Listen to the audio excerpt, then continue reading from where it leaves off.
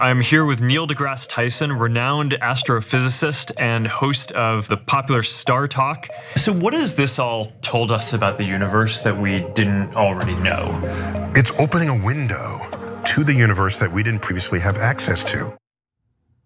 No, it hasn't. No, I could have watched that image on my monitor actually. No disrespect to Neil deGrasse Tyson, but that sucked. That's the metaverse, I guess, and you are going to participate in it regardless of what you want. They're gonna force it on you, okay? Mark Zuckerberg and Facebook and everyone else. It's gonna be the NFTs of the next 20 years, and you're gonna learn to love it, or at least participate and not love it at all.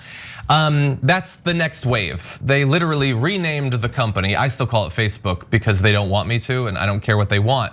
But they want you to think of it as meta, because the metaverse is the next big thing. And maybe for some things it will be. But the parts that are gonna be good aren't gonna have anything to do with Mark Zuckerberg. Assuming he's still rich, he'll buy the companies that make the good parts and probably ruin them. But anyway, that's the state of it right now. Really low res, like, first Nintendo Wii quality graphics, low polygon models, and it's the future, I guess. I don't know, Ramesh, I want to start with you. Can this be salvaged? Thank you. Yeah, thank you, John. Okay, so first of all, Metaverse has a history in virtual reality conversations and in cyberpunk literature. If people read William Gibson or Neil Stephenson, there's this discussion.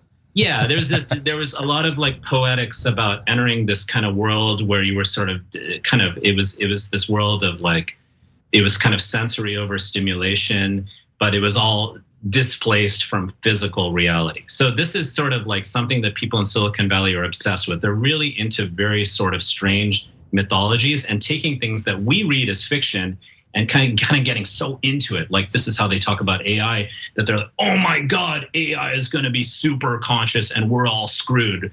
Never forgetting that they're building AI systems to screw everybody over right now in much more real world senses. So what the metaverse is a different, it's proprietary online virtual reality worlds that are built by and for corporations. Think the Truman Show here, where you enter into this world and everything that's in that world is built upon surveilling you to capitalize upon your data and your attention. And it's an ecosystem for any other businesses or any other organizations to basically have to pay to play, right? So I've had random companies, businesses, nonprofits reach out to me and say, hey, how do I make myself worth anything in this metaverse? So people might look at these graphics and be like, they're super dorky or whatever. But remember, as you said, John, these are early stage graphics. They're gonna get more and more advanced, and we're not gonna be wearing these dorky goggles. It's going to be built upon brain machine interfaces, which are increasingly emerging out of Silicon Valley. Think Black Mirror episodes here. So why is this actually a real world issue? And why are these companies, like the wealthiest companies in the world, so obsessed with this? Because they already have captured so much of our data and so much of our attention, and they have billions of people hooked on their products around the world. So Facebook, the company, whatever, call them Meta if you want, are a company that have hundreds of millions, if not over 1.7 or so billion approximately, WhatsApp users, multiple, over a billion, few billion, Facebook users, Instagram users. These are all different companies that are owned by the parent company. So they've captured global markets and they've captured our data. And now the idea is reroute you to this virtual world where we can harvest your attention and manipulate you. Because a big part of the business model is about behaviorism. It's about manipulating your behavior and your psychology and your emotions and your anxieties based on what you're presented, based on data that's being constantly captured and gathered about you. And so this is one of many things I'm trying to fight back against in my writing. Yeah, this is scary stuff, man. I think it's a distraction, right? We're paid less than a living wage. There's multiple pandemics brewing, our planet's burning, and we're like, hey, like, can we have a better world? Can you like invest in some technology and innovation that makes things marginally better? And they're like, nope. The best we can do is just let you pretend for like a little while about that.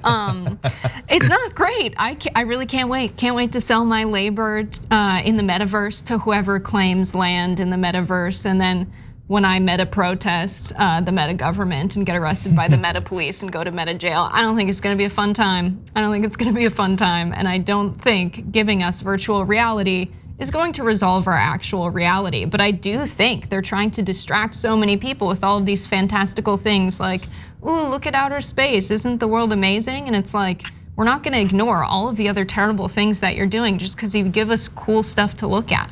Yeah, 100%. To that end, I saw this recently, we don't have a graphic for this, but there's a new report up on Gizmodo.